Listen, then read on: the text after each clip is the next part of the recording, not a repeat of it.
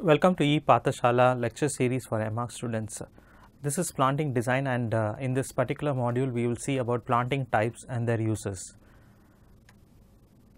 In this particular series we will see recap on the structural characteristics of plants and try to understand that plants have a structural characteristic. It has its own form and structure.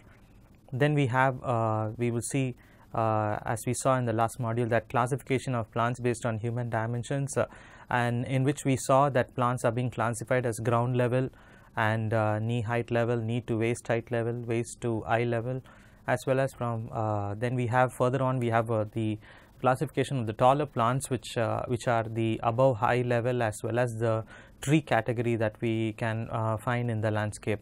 So in this particular module we will also be seeing the classification of tall height plants in terms of their identification. Where do we classify them as tall heights, and how it could be used in the entire landscape itself. So and also then we would move on to seeing the classification of above eye level of plants, and also the tree planting and their uses in the design landscape. So as we saw earlier, that plants have a particular structure.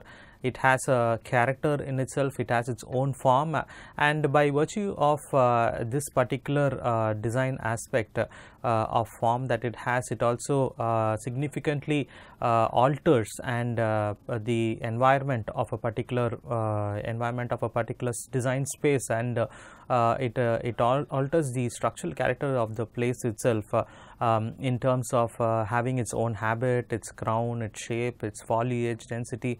All these affect the design landscape as such in a particular landscaped environment, and it's important to know that, as we saw that earlier.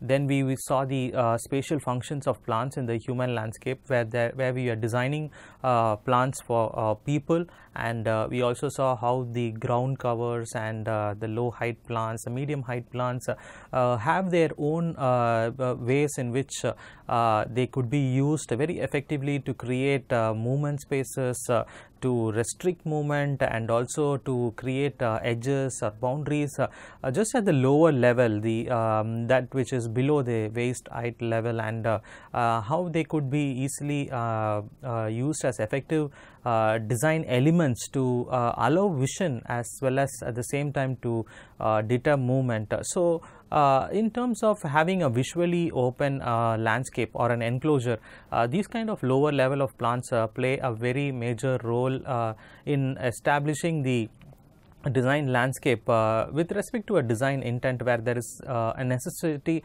for free vision, or else the vision lines need to expand or go beyond a particular point and give a sense of largeness to a particular space. So it's important to understand, and that's where we saw the different types of plants, and in this particular series we will also see about the taller variety of plants, and we saw how Danish landscape architect Jacobsen has classified these plants into different types with respect to having these plants as the low height plants, the ground covers, the below knee height, the knee height, the waist height, the medium height planting that we saw as the waist to eye level plants, and that is where in this particular type of series we would look at the taller varieties, that is the waist eye level, the medium shrubs and the tall herbaceous shrubs type of variety, and something above the eye level. There are certain shrubs which grow above the eye level and form very effective elements which do a variety of which give a variety of functions in terms of screening, in terms of giving a sense of enclosure in the particular landscape. So it is very vital and important to understand that these plants themselves are very useful, and in terms of creating very significant enclosures within the design landscape as such. And we have the above eye level type of category, that is the tall shrubs as well as the tree plants. As we know, trees are are a major part of the landscape, the natural landscape, as well as it can be very effectively used in a design landscape in terms of whether it is a terrace landscape or a landscape which is done on a roof, or else a very large woodland in terms of the scales also. The trees can be very important elements to bring in a very good verticality in the project, as well as very effectively used in terms of the functions that it gives in terms of giving shelter and shade, as well as defining a particular space by means of its own structure in terms of foliage, as well as the branching type of a particular tree. So we would look at classifications based on that. So we will look at above eye level height of plants. In terms of identification,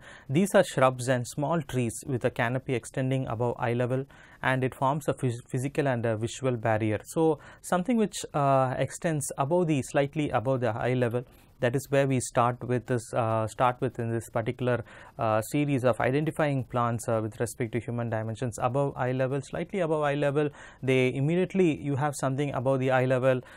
It means that it immediately creates the visual barrier and also a physical barrier, and it gives a sense of a wall that is being created in the landscape as such, and suddenly it screens off, it cuts off visuals of something that is beyond the landscape itself. And these planting can be so closely knit, as I told you, that even a fence kind of situation, an enclosure, a screening, or a shelter in a smaller scale is possible with a larger tree planting, as well as the taller shrubs as such. So where a tree is not maybe need not perform that particular kind of function of doing the screening, we have the taller shrubs which really give a sense of a backdrop for the particular area, and very effectively give a kind of a unique identity for the project as such. Considering the above eye plants, the uses, they become important design element, as I told, where it creates a physical and a visual barrier. So it's very important to also notice and understand that the visual and the visual barrier that it creates in a particular space, and the enclosure it creates for a particular space as such. It defines the boundary as such. They also can be proved as a good backdrop for display planting. We saw that we have different types of lower level planting, like the ground covers, the medium height shrubs, as well as the tall shrubs. And also when we consider these kind of very tall above eye level shrubs, or even trees for that matter, we saw that the ground height shrubs, as the medium height shrubs, act as good bases on which the taller plants can be set up. But looking at it in the other way, these kind of tall planting can also act as good backdrops for the smaller plants, or any kind of feature planting or a display planting that can be done. So if you have a large good ground covers of the low height plants with a lot of different colors, and which needs to be displayed, the taller backdrop, the taller shrubs of plants give a very beautiful backdrop against which the entire nice flowers and the water features being set together. So they can act as a very effective backdrop for display planting as well. And also they provide privacy and shade and shelter. So once by virtue of their sizes, we see that these kind of plants immediately bring in a sense of enclosure, and wherein a certain sense of privacy is being created, a sense of shelter is also being created. Shelter in terms of being under the canopy of a particular structure. So these could be effective design elements where it could be effectively replaced. It could act as materials or an element which is effectively replacing, in other words, replacing a structure like like a gazebo or something, a very tree or a tall shrub which goes above eye level, and it can spread over the upper story of any particular space. Then it can effectively bring in that kind of shelter that it can bring into that particular landscape. moving further, we see that these taller plants can also accompany smaller buildings. So buildings as standalone elements are part of the urban landscape, but in many cases it requires these taller plants to actually slightly go with them and soften up the visuals in the urban landscape as such. So taller plants, they accompany smaller buildings, they give a sense of dimension, there gives a sense of edge definement in a particular design landscape. So that's very important, and something that is nice to do when it comes to smaller buildings. Also softens up the visuals in the landscape as such. Then we have these above eye plants. They act as effective elements. They can frame a vista or a landmark very effectively. You can see that the taller shrubs immediately when put behind a landmark immediately brings that particular landmark into focus. By means of arranging or putting these taller shrubs on either side of a pergola or any particular landmark, immediately you try and bring them into focus as such. As an individual element, they also are a very good specimen plant as a visual, and also it can act itself as a visual focus by itself. So when it's being put, maybe there might be some very good plants like the plumeria tree, or which is a small tree again, or else we have the rhaphis palms, or even the other type of palm varieties which are slightly above eye level, something which is very interesting, something like Calathea lutea. We have these plants slightly go above eye level, but when they are placed in a landscape together, they can form very interesting elements, specimen plants, by virtue of the texture, by virtue of the size of the leaves that are there in the plant. So they also make good specimen plants which give a good visual focus as such. And these are some of the uses of these plants.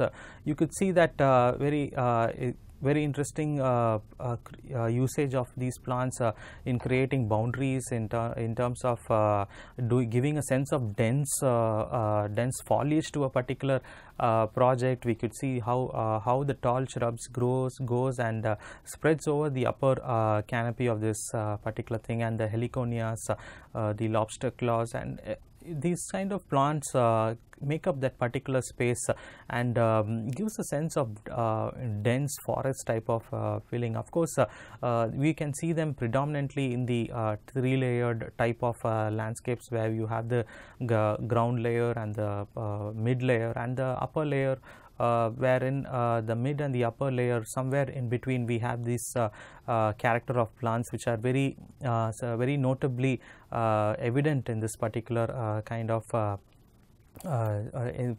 landscape. So they can be very effectively used in framing the pathways of any particular landscape, and gives a sense of a tunnel kind of effect. It also, once we do it in a static space, it also helps us to make a person move more faster, because the vertical proportion is being altered here, and it gives a sense of and it can also act as a very good element in adjusting the speed of the movement of the pedestrian itself. So it's a vital element which could be used in that way also. Then we go as the above eye level, that is the tree planting itself. Here we have trees coming into the picture. So far we have been seeing at lower height plants the shrubs varieties which are to waist height to eye height and slightly above eye height in terms of shrubs. And there we go, afterwards we go on to the category which we are very familiar, is the tree category, the tree planting itself. The same size of trees are of the same order of the magnitude as buildings, bridges, and smaller and industrial developments. The tree planting can therefore be used for screening. It can be used for separating and sheltering, enclosing, the accompanying the larger structures. So there are varieties of uses which the tree does, because they themselves find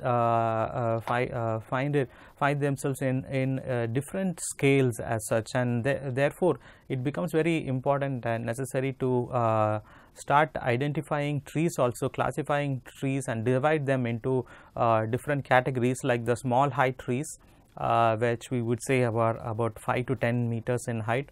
Then we have the medium height trees, which are 10 to 20 meters in height, and then classify the others as the tall trees, which are more or less 20 meters and above in height. So the tree types of classifications: small 5 to 10 meters height, medium height trees the 10 to 20 meters in height, and the tall trees which are 20 meters and above in height.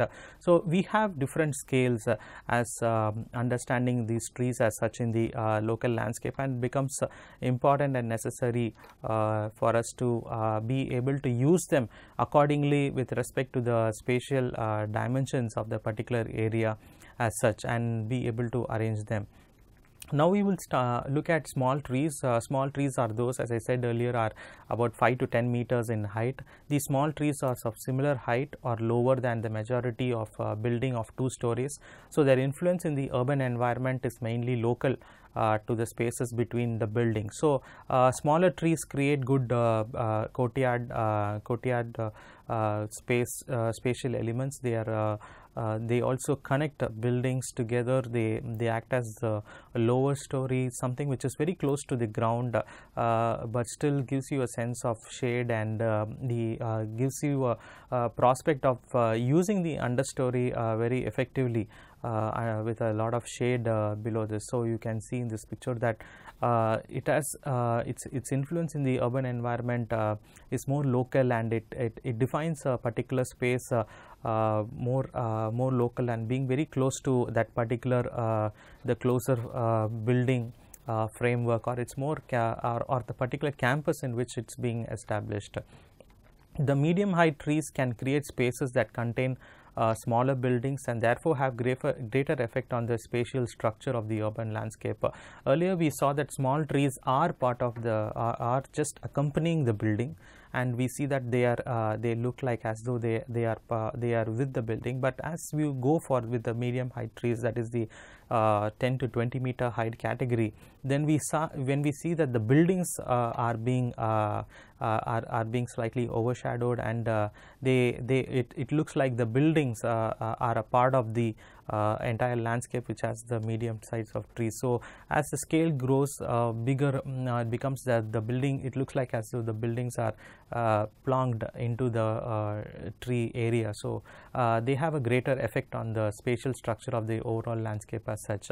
Tall trees are less common in urban areas. We could see them more in hilly areas and more outside because of the space they demand, and also they are naturally tall growing species which are often planted in streets as well as in gardens, only to be looped or pruned once they begin to shade in the nearby areas, as well as they also start to dominate the local landscape as such. So these it is important to classify these trees themselves. As we have been seeing classification of plants with respect to human dimensions, we see a further classification of trees as small height trees, and as well as small height, medium height, and tall trees as such. Tall trees also, by means of their sheer scale, they form their own spatial network. It's a very strong pattern, a backdrop, and it creates a unique identity to a space.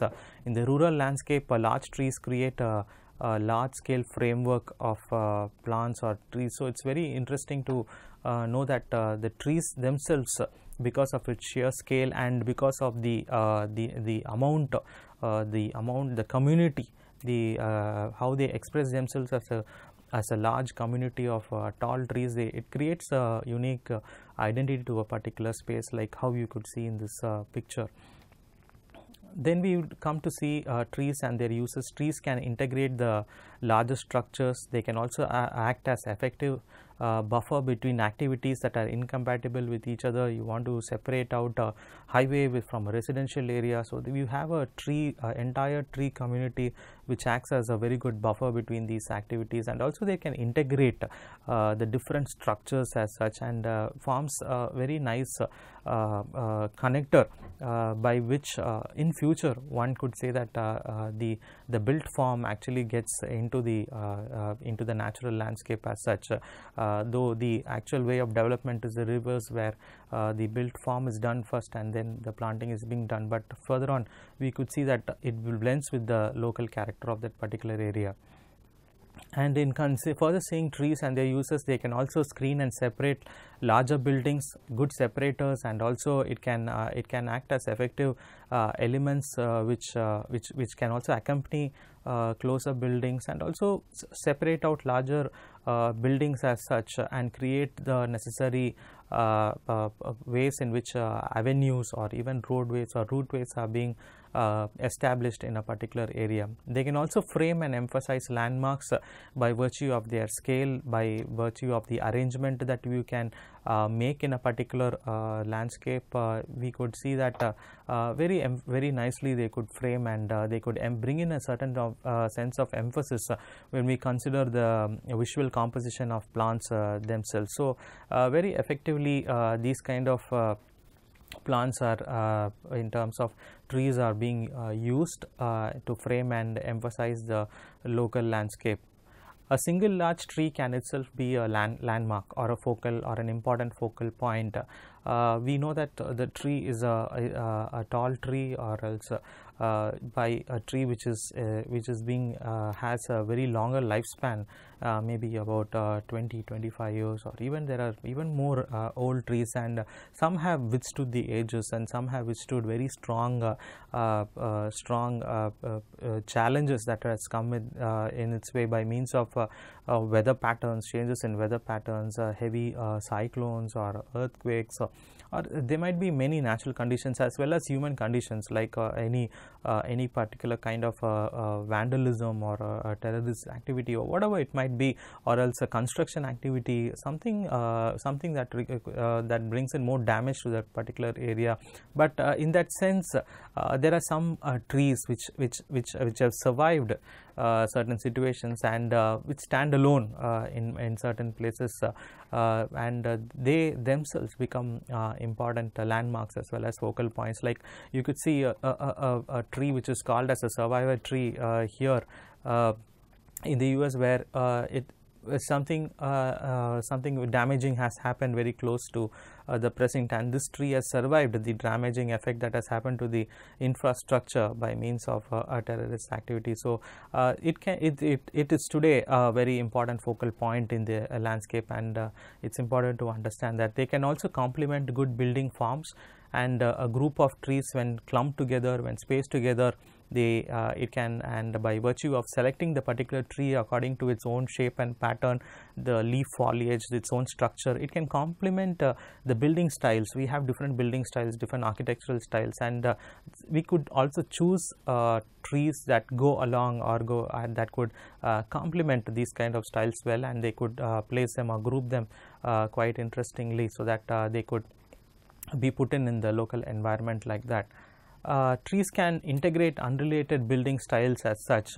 Not only use trees to complement the building structure, but also at the same time, when we have a particular urban environment where we have different building styles which are totally unrelated. Maybe there is a stone facade, the next building is something which has more to do with glass, and we have a lot of different unrelated building styles, as you can see here, and we have this entire tree which has lined up, the same species of trees which are lined up, and they give a sense of integrating the unrelated building styles, and slightly blurs out that particular difference that the human eye can actually bring forward. So very important way in which we can look at trees in terms of bringing a sense of uniformity to the visual landscape, where differences are being blurred out, and by means of a particular tree, and something which is very closer to the human eye,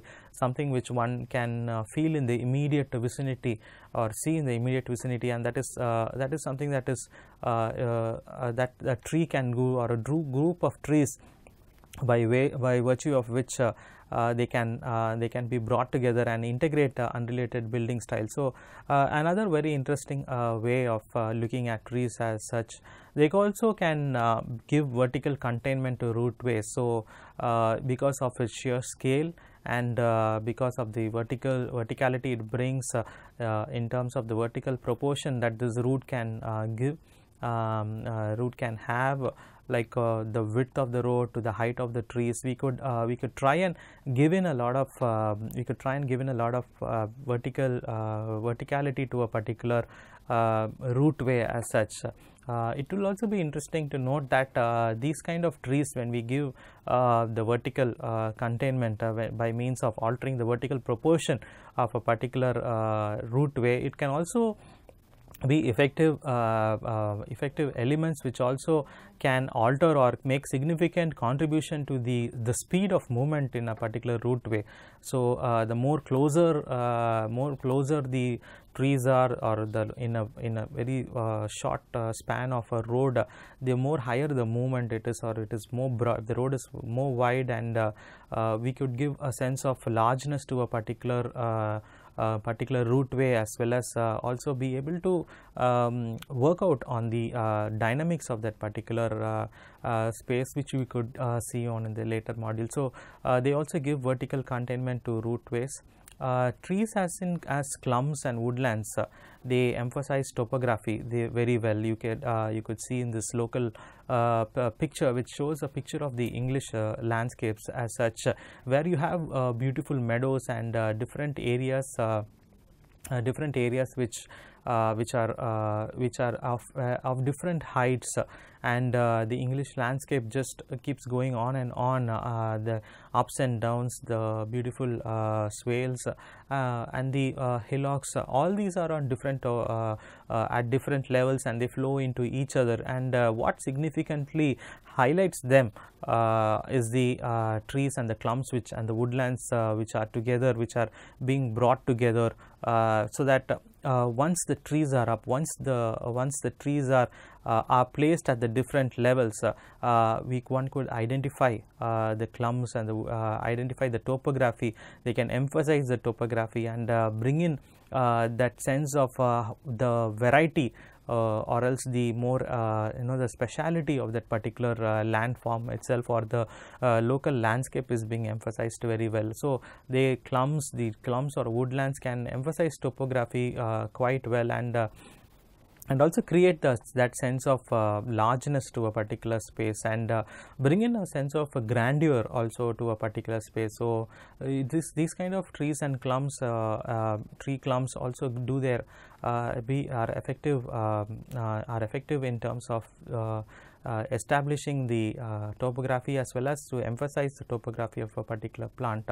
They can also create a distinct woodland environment within their canopy, and they also can disguise insensitive earthworks. As we told that these kind of planting can disguise insensitive earthworks, whether it's a derelict landscape where these kind of plants are, they can also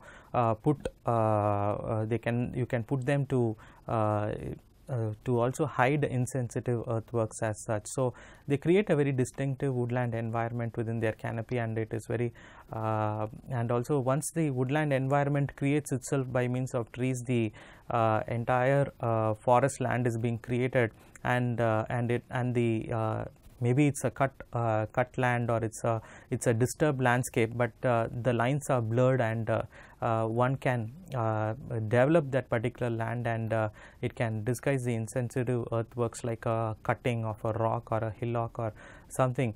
It's a very effective tool in terms of putting the trees together, so that it creates that particular environment. So we would see it's quite an important thing to understand understand the trees as such, the plants in terms of their heights, the low heights, the medium heights, the tall and the tree planting, and everything with respect to its own heights of trees have their own kind of uses, and in future we see that tall plants create enclosures, they facilitate shelter, they facilitate shade, they create patterns, they create vistas, they frame landscapes, and it is very useful in terms of understanding these kind of plants with respect to their heights and what significantly each one can contribute to the design landscape.